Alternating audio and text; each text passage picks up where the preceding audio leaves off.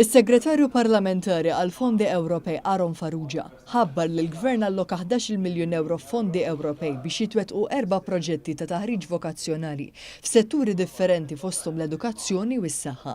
Il-maġġoranza tal-fondi ser jingħataw lill-Ministeru għall-Edukazzjoni, dan sabiex isaħħaħ is-sistema edukattiva u tiddaħħal fiha iżjed taħriġ vokazzjonali. Apparti dan, il-Gvern alloka miljun euro oħra biex jitwettqu 2 proġetti mill-Ministeru għas-Saħħa u l-Kummissjoni għall-Films.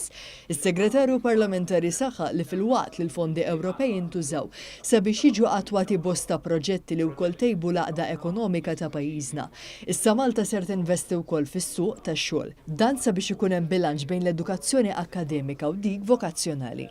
L-antana huwa illi l-workforce tal-lum u tal-ġenerazzjoni jmiss tkun imħarġa u lesta għall-industri tal-lum u anki ta' għada, imma wkoll li ebda żagħżugħ ma jkunu barra mis-sistema, allura kulħadd ikun għajder qed jaħdem, qiegħed jitħarreġ jew nkella f'apprentistat. Fuq kollox ukoll qegħdin nieħdu ħsieb l-early school leavers bil-għan illi jieħdu triq differenti u jieħdu edukazzjoni vokazzjonali. Il-Professur Raymond Gallia mill-Fakultà tal-Mediċina qal li l-fondi li ser jibbenefika minnhom is-settur tas-saħħa ser jintużaw sabiex jitħarġu qatt ta' professjonisti li eventwalment ser iħarġu studenti tal-mediċina.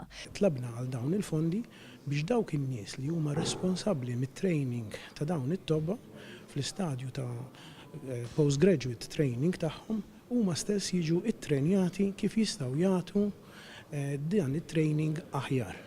Fl-istess ħin ukoll minn dawn il-fondi ħankunu kapaċi li nibatu lil dawn in-nies li ħajkunu responsabbli mit-training ta' dawn it-tobba biex jaraw ħadd ieħor hemm barra fl-Ewropa x'qed jagħmel. L-Uffiċjal Eżekuttiv tal-Kummissjoni Maltija għall-Films Qed Mifsud qal li b'dawn il-fondi l-Kummissjoni ser tkabbar il-prominenza tax-xogħol fis-settur tal-films f'pajjiżna. Bħala Malta Film Commission se nkun qed nibbenefikaw permezz ta' proġett Ewropew fejn fiha se nkun qed nagħtu spinta lill-industrija lokali biex naraw nagħmlu analiżi permezz ta' dan il-proġett dwar x'hemm bżonn li jitjieb fl-industrija lokali tal-films.